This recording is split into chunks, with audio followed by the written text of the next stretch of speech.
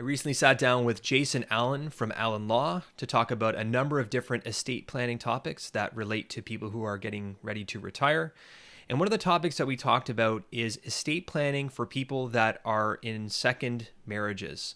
So if you're married and you have children from a previous marriage, you want to think about how you want your assets to be divided when you pass away so that your children receive what you intend for them to receive. And if you don't plan for this properly, you could have an outcome that you don't necessarily want. And so with that, I'll turn it over to my conversation with Jason Allan from Allan Law. A lot of people may not appreciate the implications of how they hold title to their assets and what follows from that. So take a situation, for instance, where you have a couple, maybe it's a second marriage, and they have children from prior relationships that they want to provide for. So they want to provide for their spouse, and they also want to make sure that at the end of the day, when both spouses are deceased, that there's money left for their respective children. And this just was a discussion I had with a couple yesterday. And when I reviewed their assets, so they started off coming in and talking about how they wanted to leave money, off the top to their respective children, and then leave the rest to the spouse.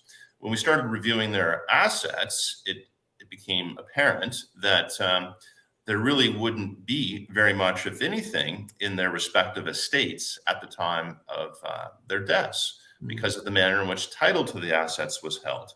To put that in everyday language, their home was jointly held. And of course, if you own a home jointly with another person, the title passes by right of survivorship upon the death of of one of the people. Yeah. So they didn't appreciate that their equity interest in the home would become the property of their spouse upon their death. And then, of course, they had tax-free savings accounts. They had each other named as beneficiaries, and RRSPs, which named each other as beneficiaries. So all of those assets would not be part of their estates upon the first to die. The assets would pass to the survivor. So if their intention is to have money in their estate to fund a bequest to their children before the residue passes to a spouse, they have to appreciate what's going to be in your estate at the time of your death, and the consequences of how you hold title to your assets.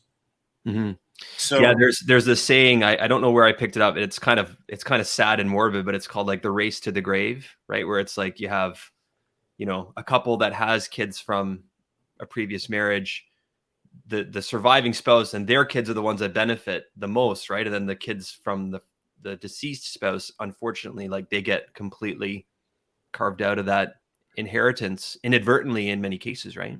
it can happen. There's ways to work around that. So there's different options for people to consider.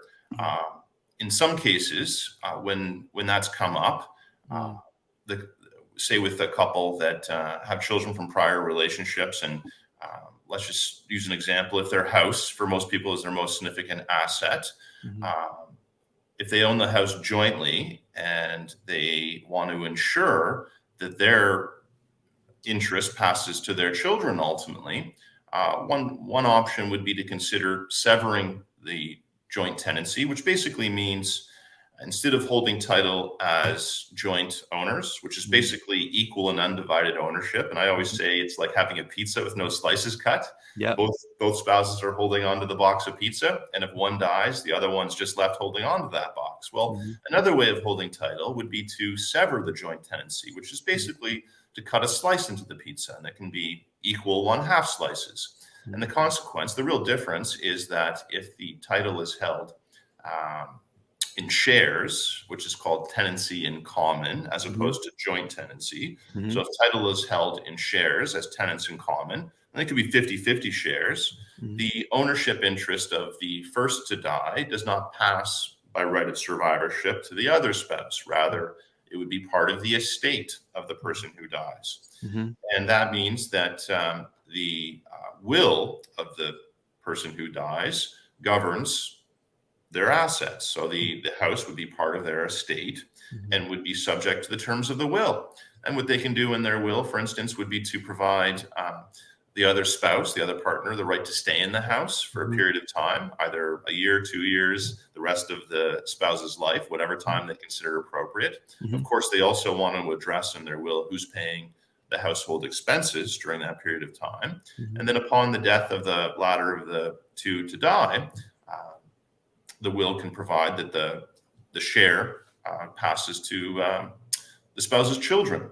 Mhm. So it still meets the objective of providing for the spouse without running the risk that the surviving spouse will maybe change their will and leave everything to their children, and Right. it protects it in that way.